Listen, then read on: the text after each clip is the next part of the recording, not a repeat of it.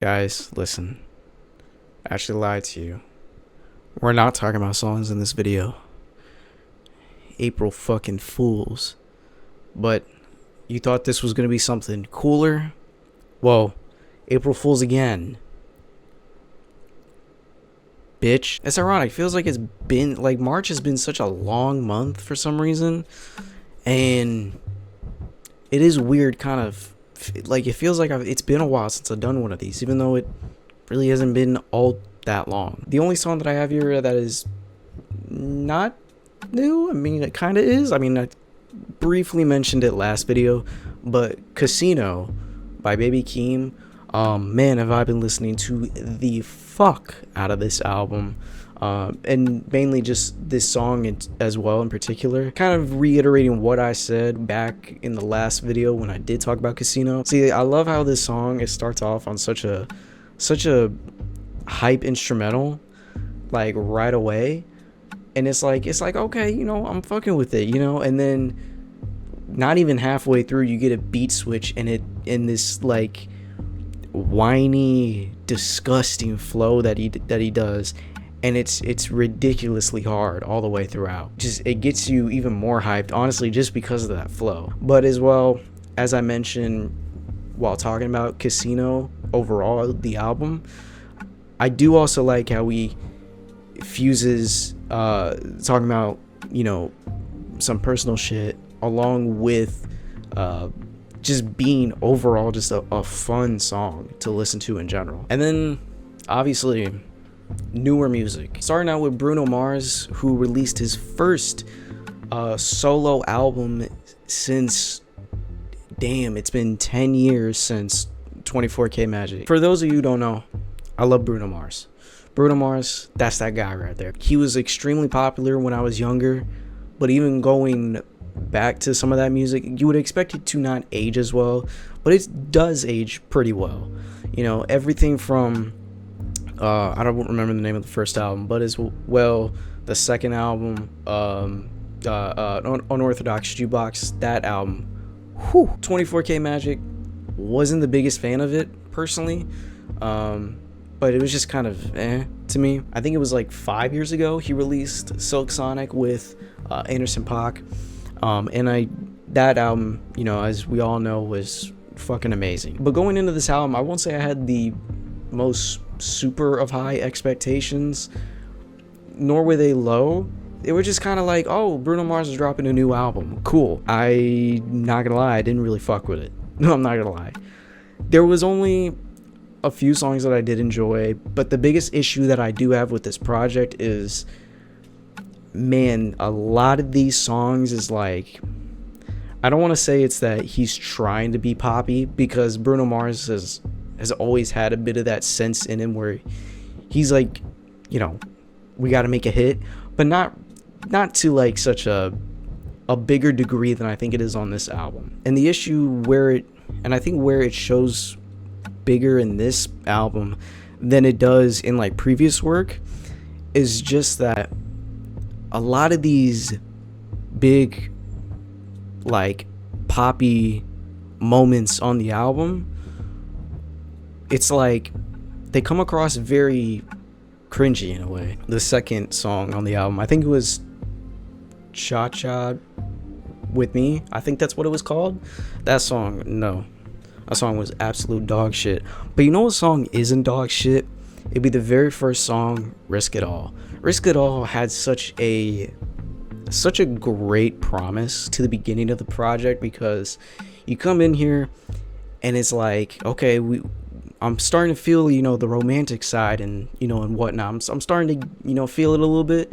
And then he comes in here singing like a fucking angel. Even those songs that I did enjoy off the project, none of them hit as hard as this one. Part of it is because it is the first song. Lil Yachty and his label released their second collab project, It's Us Volume 2. I didn't listen to Concrete Boy's first collab project, but, and I didn't, not gonna lie to you, I didn't even listen to the whole thing of Volume 2, but I did hear a couple songs. The biggest standout to me was Millionaire. I feel like what I love about this song, and part of me is it kind of makes me want to go and listen to the rest of the project, but I think what I love about it is just how every single one of, you know, the members on here, Lil Yachty, Draft Day, Camo, they all have a sense, they all like fit well together, and they do got a sense of chemistry, and it just kind of reminds me of like Jack Boys 2. Not only did Jack Boys 2 not show off the talent of the rest of the Cactus Jack members, but as well, none of them had chemistry together. This song alone, I can tell you, fucking Camo and Lil Yachty and Draft Day, yo, they all got chemistry together. And I really like Camo's verse on here as well. Just, I love the melody and shit. It's great. And while I'm not the biggest fan of the second half, it's alright. You know, it's cool. But this week though, this week was huge. 2 pretty big projects came out. Starting out with Yeat with ADL. And this one, you know, I'm pretty sure I talked about this back when 2093 came out, but either way, I've never been the biggest fan of Yeat. Yeat to me has just been, at least when I started hearing him, like I was just like, oh, this is just a Playboi Carti clone.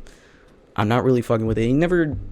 I never got what made him stand out up until we got to 2093. Very experimental for, you know, the kind of rapper that he is, and I really enjoyed that project overall. And of course, his Dangerous Summer EP that he released last year was fucking fantastic all the way around.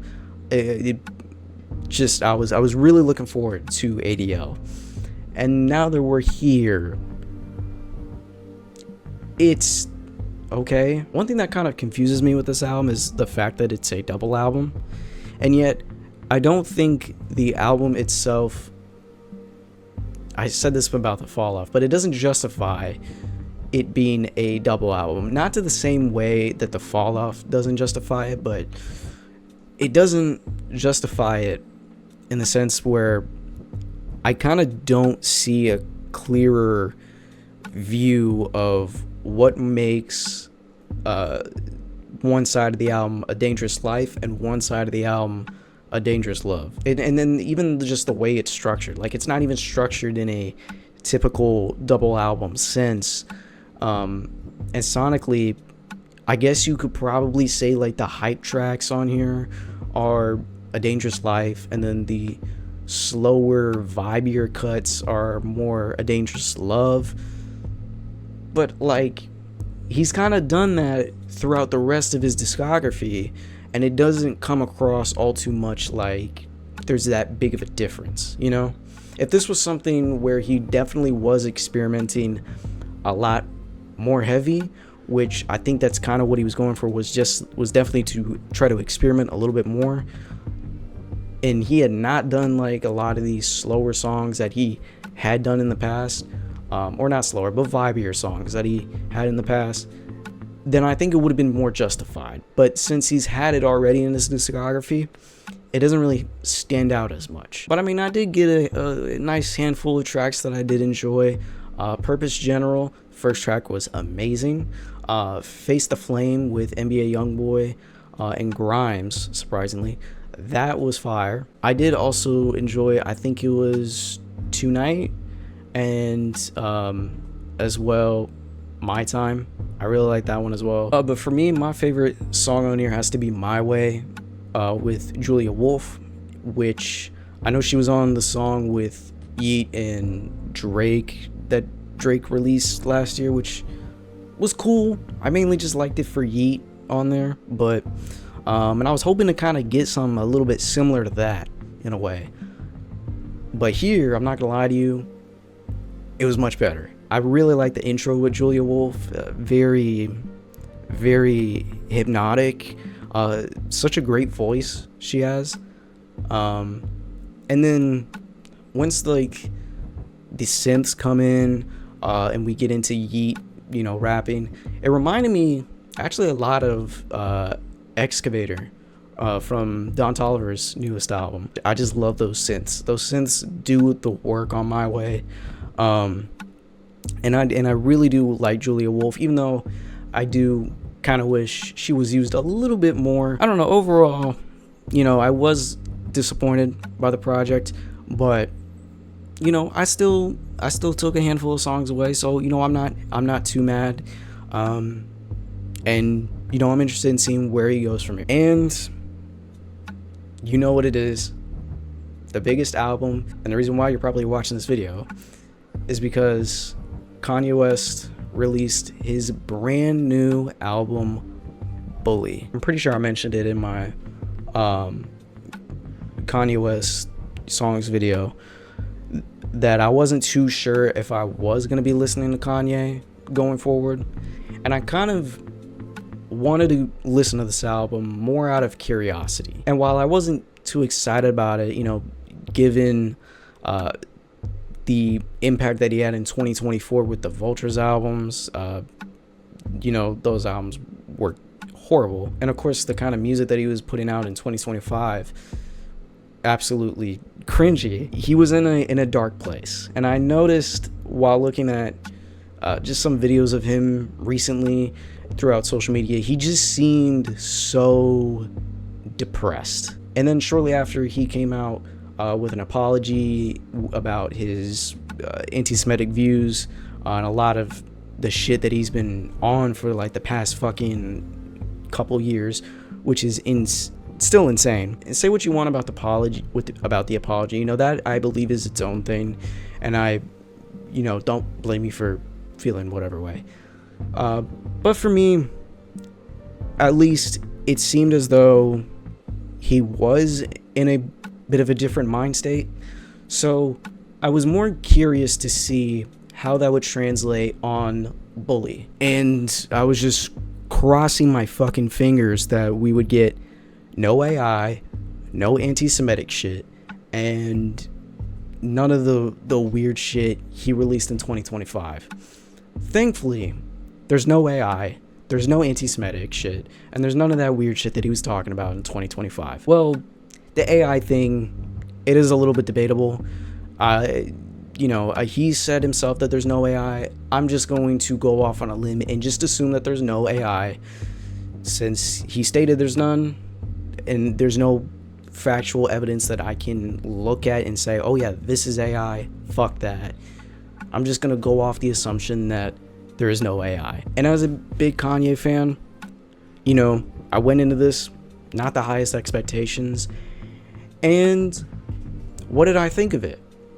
Well, it's something. Arguably, this is his best album since Donda, even though that's not even a fucking high bar to set. Biggest issue that I do have with this project is the fact that this feels very much like, it kind of reminds me of Vultures 2 in a way, where Vultures 2 sounded very unfinished, but at the same time, it feels more clean and respectful than Vultures 2 did, even though I do think that a lot of these songs are half-baked. That's not a term you want to throw around when you are talking about Kanye West. This is an album where I'm listening to it and I'm like, damn, I would have preferred this album take even longer just for him to fully flesh out some of these ideas. Like, for example, like Beauty and the Beast.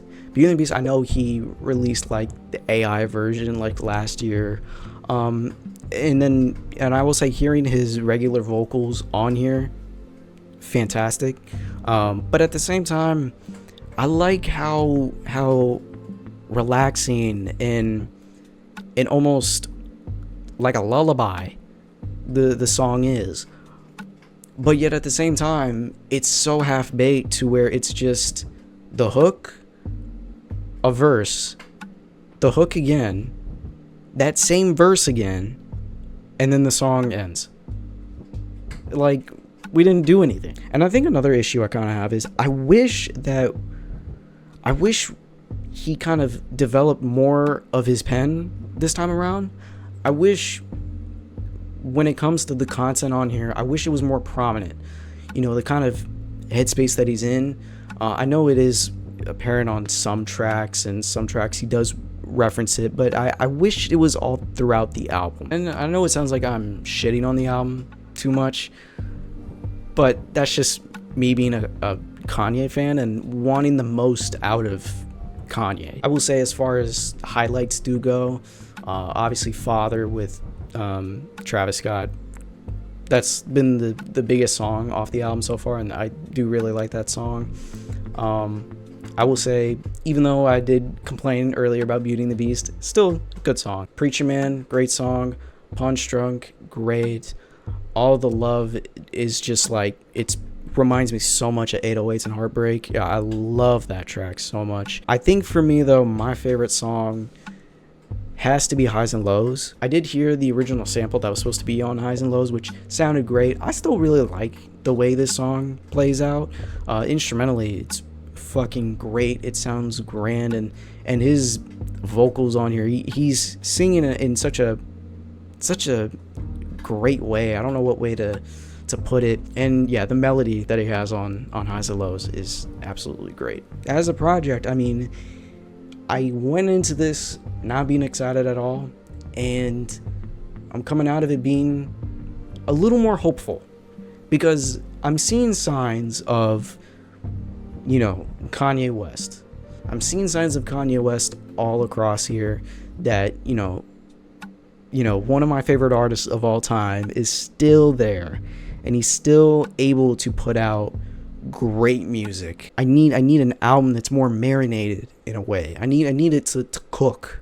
I need it to cook, not to burn, but to cook. We'll see where this goes from here. Hopefully we get Kanye back at prime Kanye again. Who is this? Sexuality is a spectrum. You can really do whatever you want.